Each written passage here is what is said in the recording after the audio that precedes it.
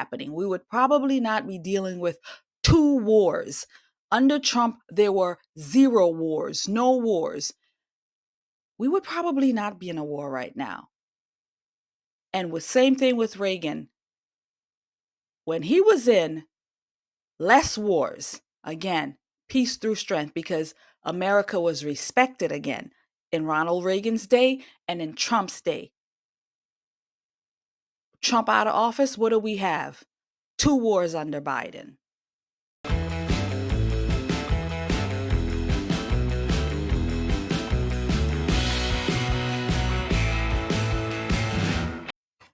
Hello, everyone, and welcome back to the channel. We're once again looking at the debates between Jimmy Carter and Ronald Reagan. And in this episode, we're looking at foreign policy. Back then, they were dealing with Iran. There were still problems with Israel and Palestine, and we're still dealing with it today, right? Today we're 2 wars, one with Russia and Ukraine, and another war with Hamas and Israel. Back then they had wars: Iran, Afghanistan, the Gulf War, and well, actually the Gulf War didn't come till later, but you get my drift. These problems continue to be no matter what. They just keep growing and growing and growing. So always having problem in the Middle East, always having problem with ISIS, always having problems with the Arabs. It's always been a mess, and it continues to be a mess. And Ronald Reagan talks about that, and so does Jimmy Carter. And again, Jimmy Carter, a weak-kneed president, where Reagan is a strength president who moves through strength, and not the other way around, where we were respected under Reagan and respected currently not respected under Biden, but was respected under Trump. And so that's what we're going to look at in this video. Before we continue with the video, here is a brief word from the sponsor of our video. Merry Christmas and Happy New Election Year. We are proud to offer some great selections for the holiday season. Here is our All I Want for Christmas is a New President and a New First Lady design. The design comes in multiple colors and styles, t-shirts and sweatshirts. They make a great gift for any patriot or any liberal in your life. Have a little fun this Christmas and trigger a leftist. Get 30% off your purchase. We also have digital gift cards available as well. Thank you so much for your support. We need to continue to support our country, and we do that with your support. Thank you so much. Merry Christmas and God bless you.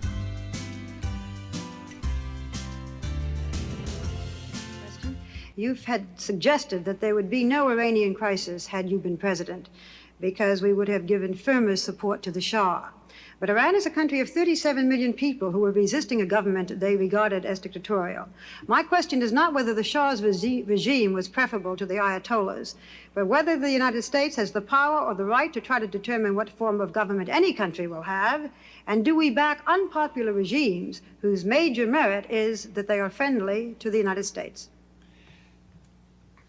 The degree of unpopularity of a regime, when the choice is total authoritarianism, totalitarianism, I should say, in the alternative government, makes one wonder whether you are being helpful to the people. And we've been guilty of that. Because someone didn't meet exactly our standards of human rights, even though they were an ally of ours, instead of trying patiently to persuade them to change their ways, we have, in a number of instances, aided a revolutionary overthrow which results in complete totalitarianism instead for those people. And I think that this is a kind of a hypocritical policy when at the same time we're maintaining a détente with the one nation in the world where there are no human rights at all, the Soviet Union. Now, there was a second phase in the Iranian affair in which we had something to do with that. And that was we had adequate warning that there was a threat to our embassy, and we could have done what other embassies did, either strengthen our security there or remove our personnel. before the kidnap and the takeover took place. Governor, I'm sorry, I must interrupt. President Carter, you have a minute for rebuttal. I didn't hear any comment from Governor Reagan about what he would do to stop or to reduce terrorism in the future. What the Western allies did decide to do is to stop all air flights, commercial air flights, to any nation involved in terrorism or the hijacking of airplanes or the harboring of hijackers.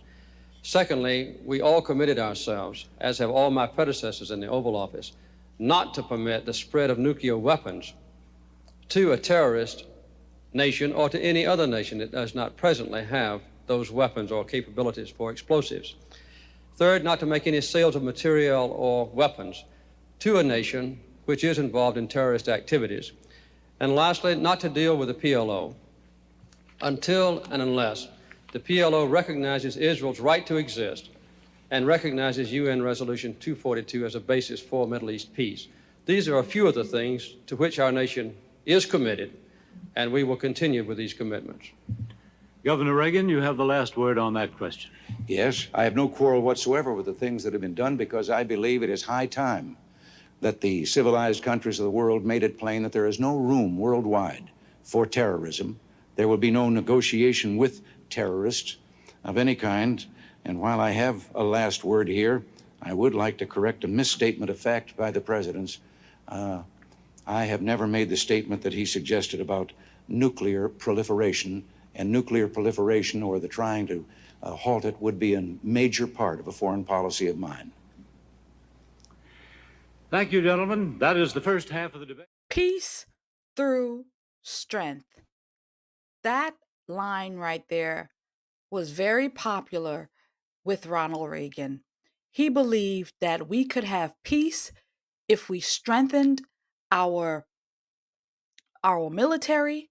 That way, other countries would not F with us, right? And Trump feels the same way. Peace through strength. And what we see here with Jimmy Carter, and same thing we see with what's his name, Jimmy Carter and Joe Biden, is there is no strength because they are both weak-kneed people and cannot lead a country such as the United States with weakness. So peace through strength is what we need to be dealing with. And with everything that we're seeing, back then they were dealing with Saudi Arabia, Iran, Afghanistan, all of this. And today we're dealing with China, and we're dealing with Israel and the Hamas and all of these people, these bad actors that, again, who wants to destroy Christianity. They want to destroy America because of this is who we believe. This is what we believe. At least it used to be before so much has happened in the religion space. But any event, we need to be stronger across the world. Peace through strength. We cannot be out here weak-kneed, showing these people that we are divided. And this is how they take advantage. And just like Reagan, President Trump says if he was still in office, this nonsense that we're seeing with Russia, this what we're seeing with Hamas, all of these things would probably not be. We would probably not be dealing with 2 wars. Under Trump, there were 0 wars, no wars. We would probably not be in a war right now. And with same thing with Reagan. When he was in, less wars. Again, peace through strength, because America was respected again in Ronald Reagan's day and in Trump's day. Trump out of office, what do we have? 2 wars under Biden. Both of you have expressed the desire to end the nuclear arms race with Russia, but by methods that are vastly different. You suggest that we scrap the SALT II treaty already negotiated and intensify the buildup of American power to induce the Soviets to sign a new treaty, one more favorable to us. Yes. President Carter, on the other hand, says he will again try to convince a reluctant Congress to ratify the present treaty on the grounds it's the best we can hope to get. Now, both of you cannot be right. Will you tell us why you think you are? Yes, I think I'm right because I believe that we must have a consistent foreign policy, a strong America, and a strong economy. And then, as we build up our national security to restore our margin of safety, we at the same time try to restrain the Soviet buildup, which has been going forward at a rapid pace and for quite some time.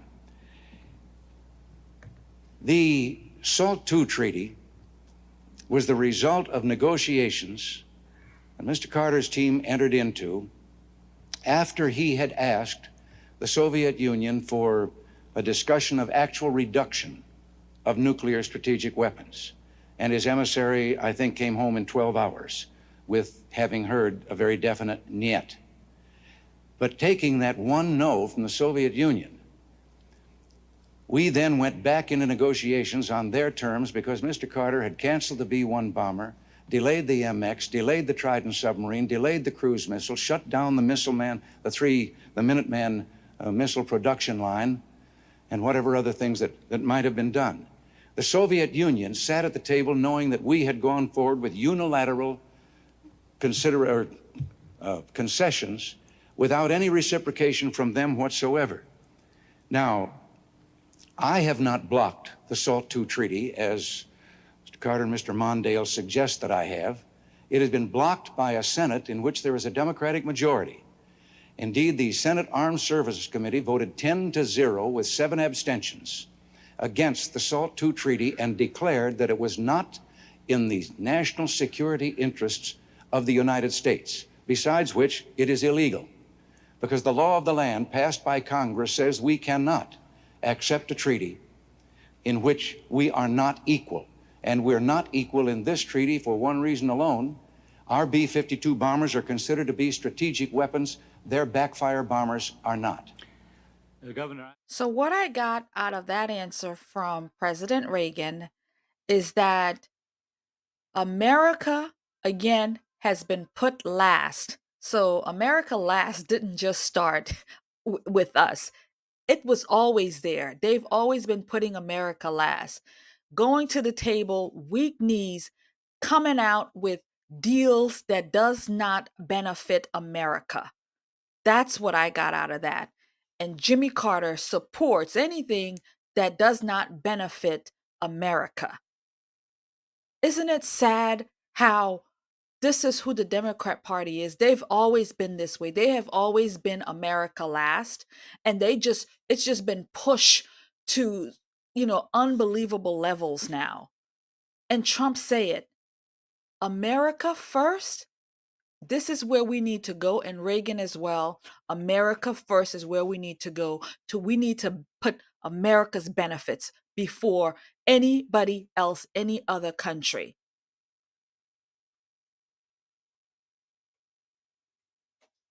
So, what I got out of that answer from President Reagan is that America, again, has been put last. So, America last didn't just start with us, it was always there. They've always been putting America last, going to the table, weak knees, coming out with deals that does not benefit America.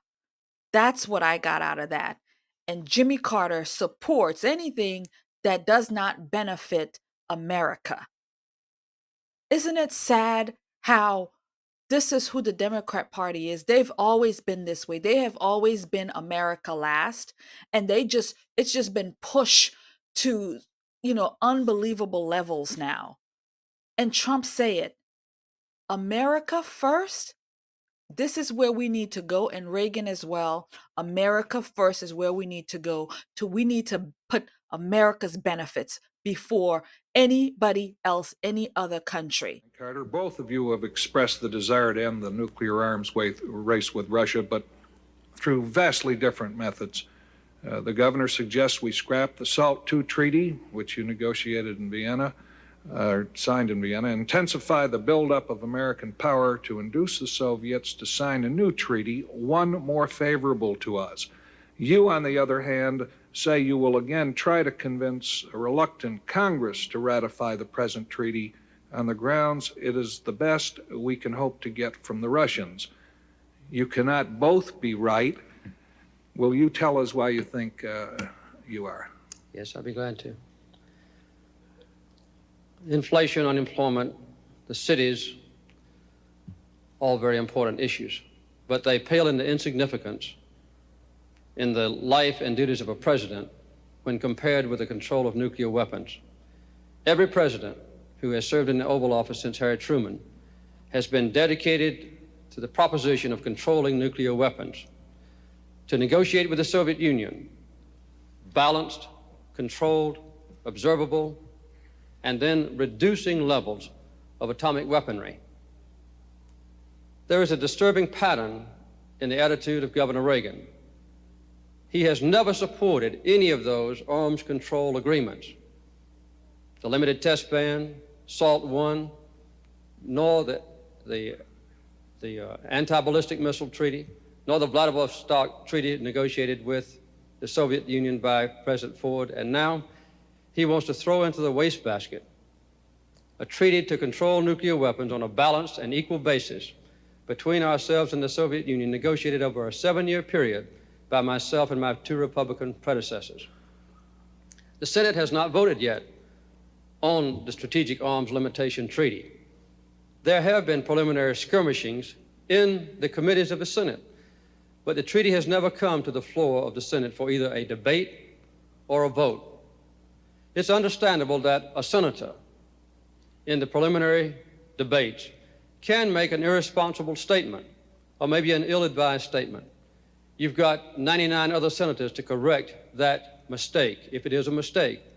But when a man who hopes to be president says, take this treaty, discard it, do not vote, do not debate, do not explore the issues, do not finally capitalize on this long negotiation, that is a very dangerous and disturbing thing. So Reagan wants a better deal for America, and Carter says, no, we just gonna have to hold out and take what we can get. You know, we can't flex our muscles against the Russians. We'll just have to take what we can get. Again, selling out the American people, selling out America, doing what is wrong for we the people because you're too weak or you're just not smart enough to get it done. You have the machine that is America behind you, but yet you want to bow down to the Russians and to the foreign countries. Again, always putting America last. This deal is no good for America, but you're still behind it. President Reagan, you have an opportunity to rebut that. Yes, I'd like to respond very much. First of all, the Soviet Union, if I have been critical of some of the previous agreements, it's because we've been out-negotiated for quite a long time. And they have managed, in spite of all of our attempts at arms limitation, to go forward with the biggest military buildup in the history of man. Now, to suggest that because 2 Republican presidents tried to pass the SALT treaty, that puts them on its side, I would like to say that President Ford, who was within 90% of a treaty that we could be in agreement with when he left office, is emphatically against this SALT treaty. I would like to point out also that senators like Henry Jackson and Hollings of South Carolina, they are taking the lead in the fight against this particular treaty. I am not talking of scrapping. I am talking of taking the treaty back and going back into negotiations, and I would say to the Soviet Union, we will sit and negotiate with you as long as it takes to have not only legitimate arms limitation, but to have a reduction of these nuclear weapons to the point that neither one of us represents a threat to the other. That is hardly throwing away a treaty and being opposed to arms limitation. President Reagan says, yes, I disagree with a whole lot of these deals because none of them benefit we, the Americas. None of them benefit us. We're always getting the raw end of the stick, the bad end of the stick, while other countries, get more.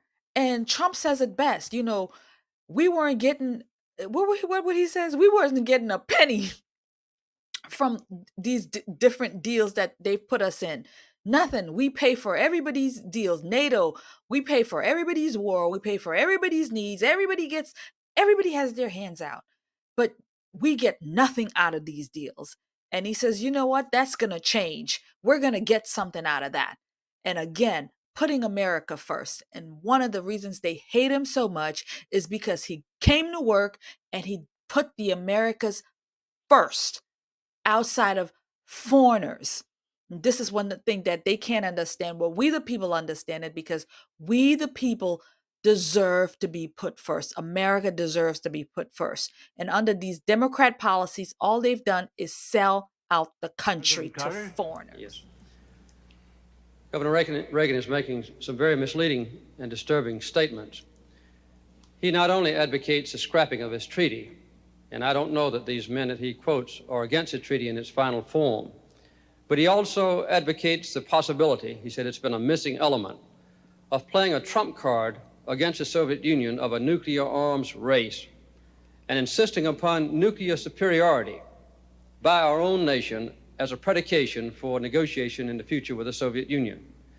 If President Brezhnev said, we will scrap this treaty, negotiated under 3 American presidents over a 7-year period of time, we insist upon nuclear superiority as a basis for future negotiations, and we believe that the launching of a nuclear arms race is a good basis for future negotiations, it's obvious that I, as president, and all Americans would reject such a proposition. This would mean the resumption of a very dangerous nuclear arms race. It would be very disturbing to American people.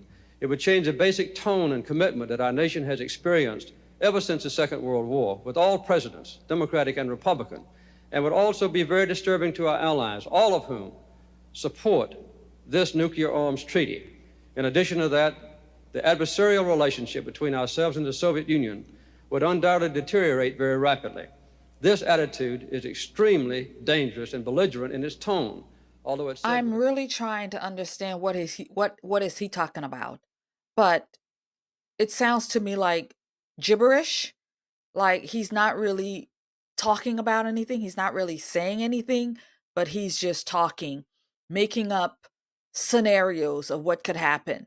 How about you just answer the questions and deal with the facts? Again, you're putting America last. You're not putting out deals that will benefit America, but it will benefit foreign countries.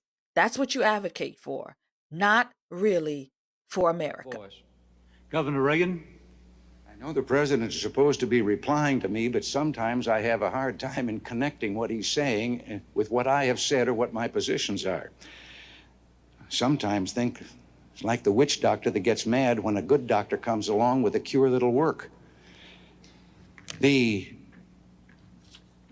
My point I have made already, Mr. President, with regard to negotiating, it does not call for nuclear superiority on the part of the United States.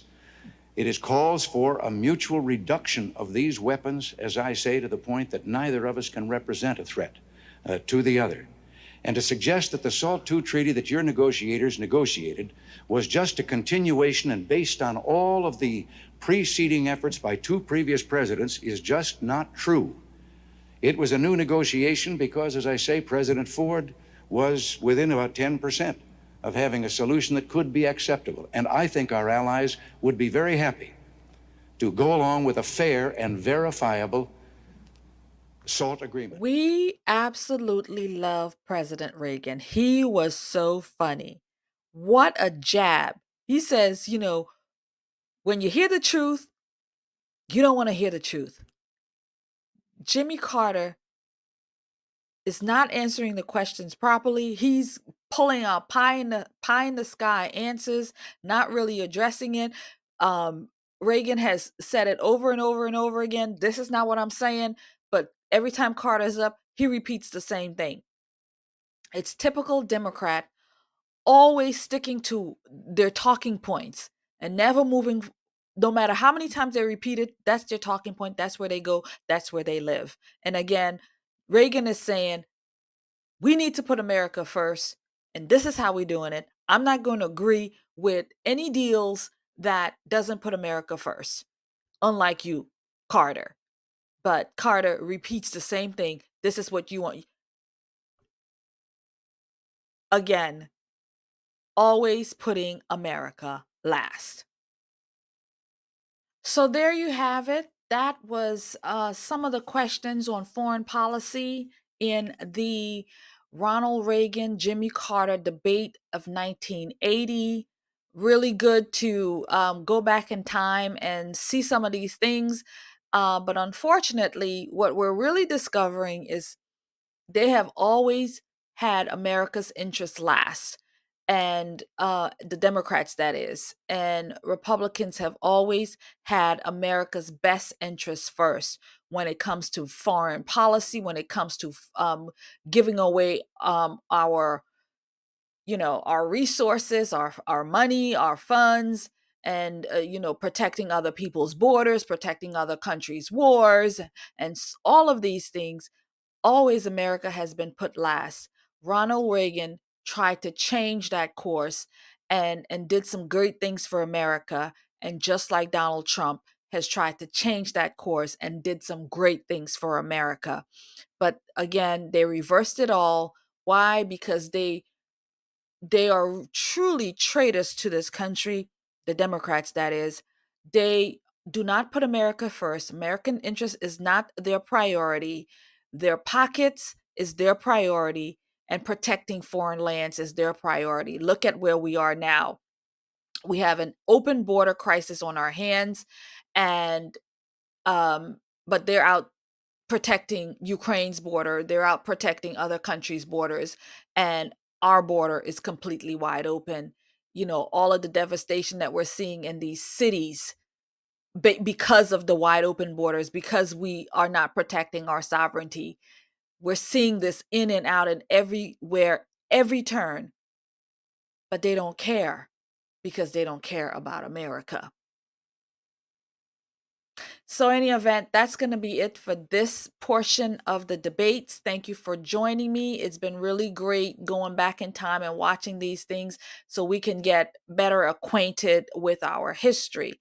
So, please let me know in the comments, how do you feel about this? What are you seeing? Let's have a conversation. Give me some feedback on how you're enjoying this series of our American history when it comes to the political debates and how these things have worked out for we the people here in America. So thanks again. Merry Christmas. And don't forget to like, share, and subscribe. I will see you in another video. And God bless you and God keep you. Again, trying to get to 10,000 subscribers by Christmas. We've got about 2 weeks left to go, and I would really appreciate it if we can get there. At least get me halfway there. All right. Thank you so much, and I'll see you next time.